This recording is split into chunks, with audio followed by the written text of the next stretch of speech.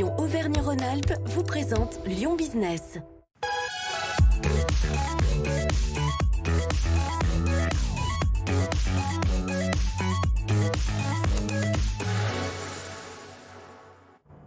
Lyon Business, votre rendez-vous le mardi sur BFM Lyon. Bienvenue. Alors hier, les entreprises de plus de 50 salariés devaient publier, comme chaque 1er mars, leur index d'égalité professionnelle entre les femmes et les hommes. Nous avons donc eu envie cette semaine sur BFM Lyon de mettre à l'honneur les femmes chefs d'entreprise. Avec vous, Patricia Tronel, bonsoir.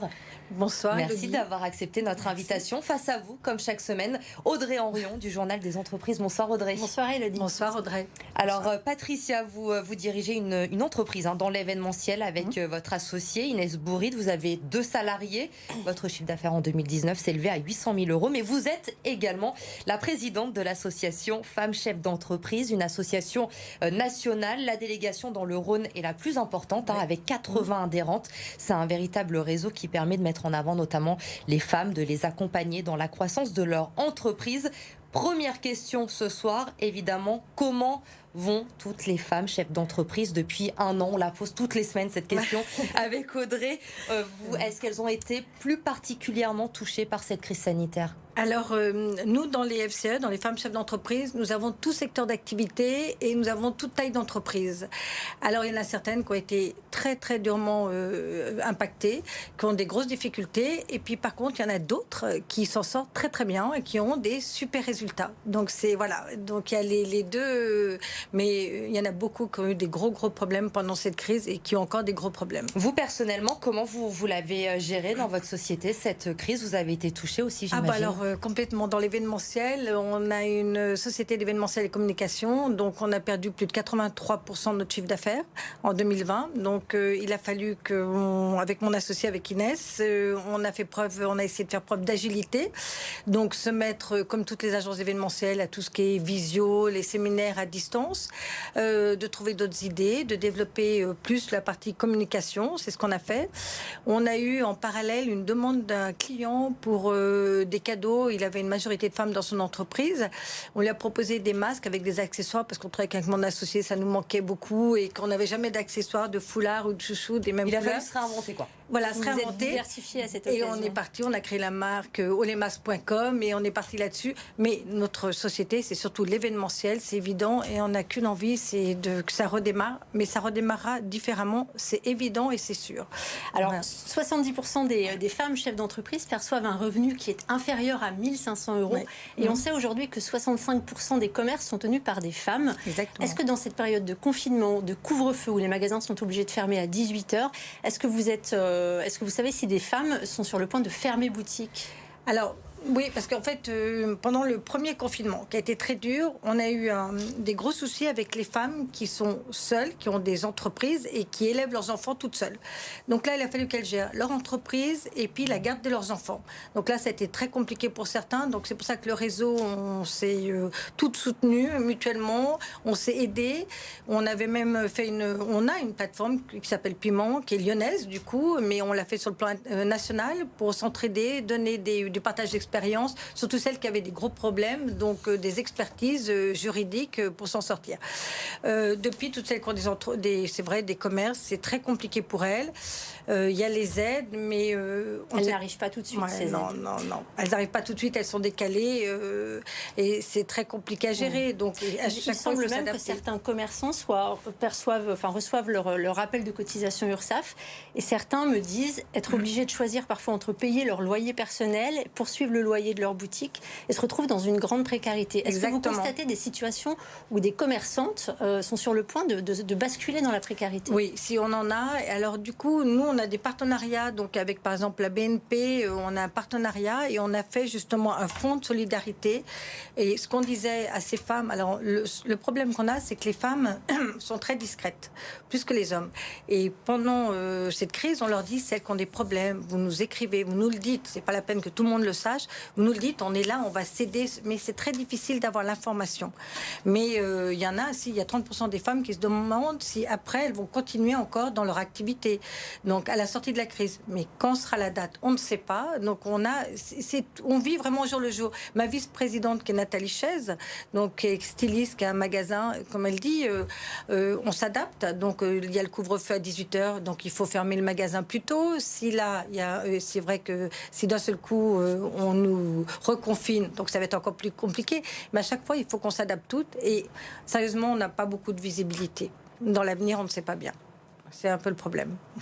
Une autre étude, pour rester sur cette thématique du Covid, puisqu'on est presque à 1 an du premier confinement, une autre étude dit que 10% à peu près des chefs d'entreprise sont sur le point de basculer en burn-out. Ouais. On a parlé de la situation financière des femmes chefs d'entreprise. Est-ce que psychologiquement aussi, elles ont plus de difficultés à tenir le choc? Oui, c'est très dur. Alors on a dans les FCE... Comment vous le percevez, ça? On en a certaines qui sont coachs et qui accompagnent celles qui ont des gros problèmes psychologiques, parce que je pense qu'aujourd'hui, on vit tous dans une incertitude totale. Et puis il y a quand même des aides, on s'entraide, mais ça ne va pas durer indéfiniment. Donc qu'est-ce qui va se passer après? Et on ne le sait pas. Donc voilà.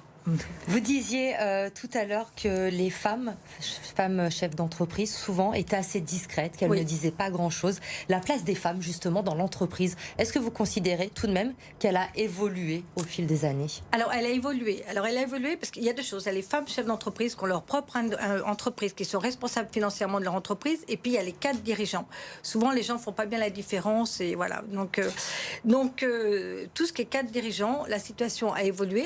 C'est compliqué, il ne faut pas dire que ça soit merveilleux, mais il y a eu les 10 ans de la loi Copé-Zimmermann qui demandait 40% de femmes dans les comités de direction, dans les conseils d'administration.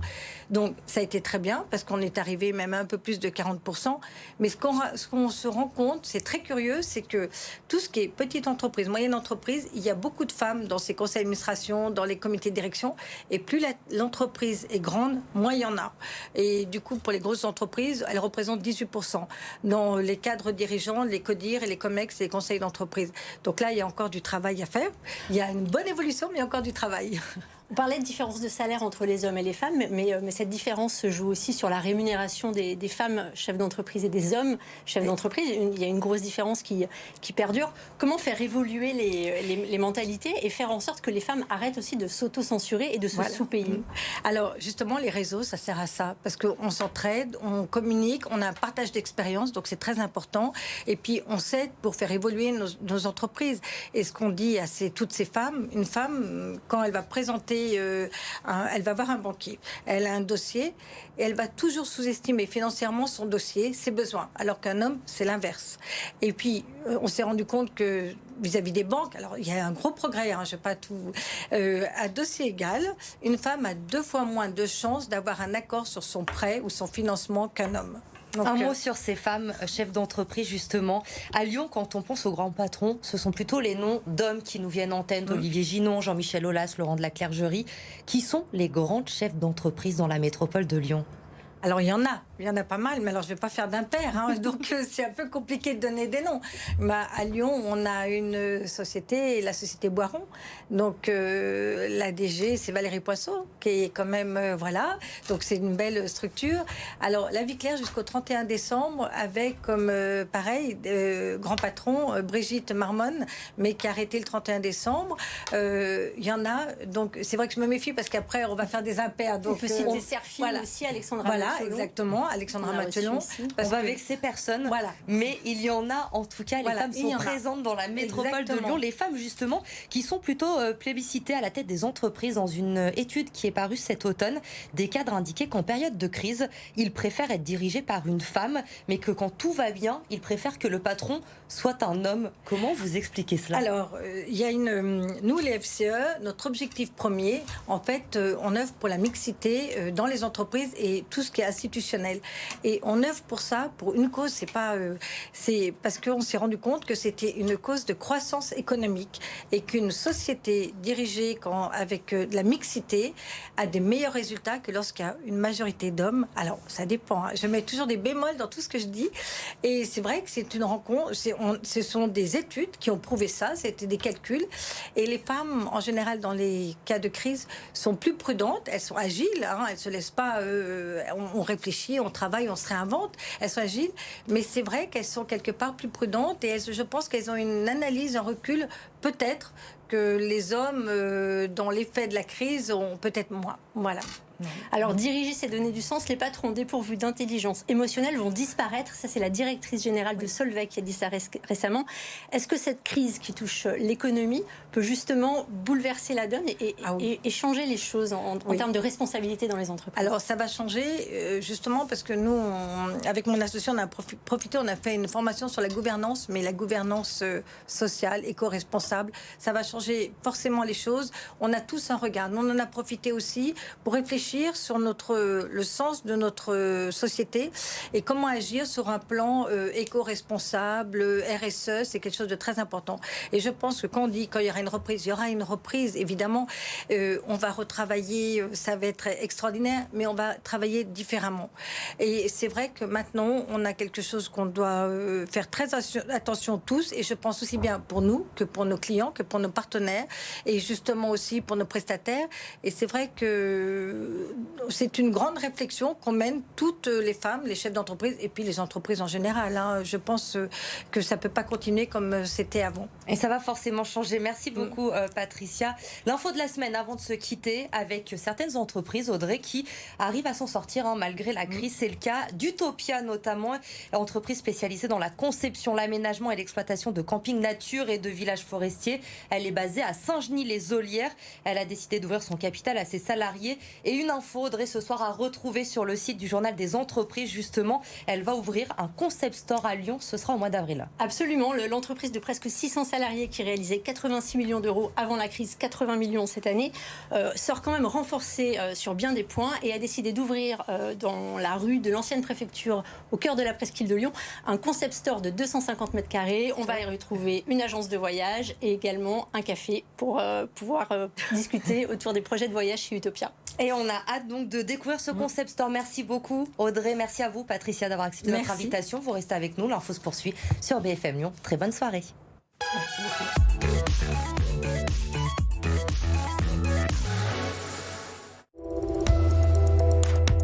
La région Auvergne-Rhône-Alpes vous a présenté Lyon Business.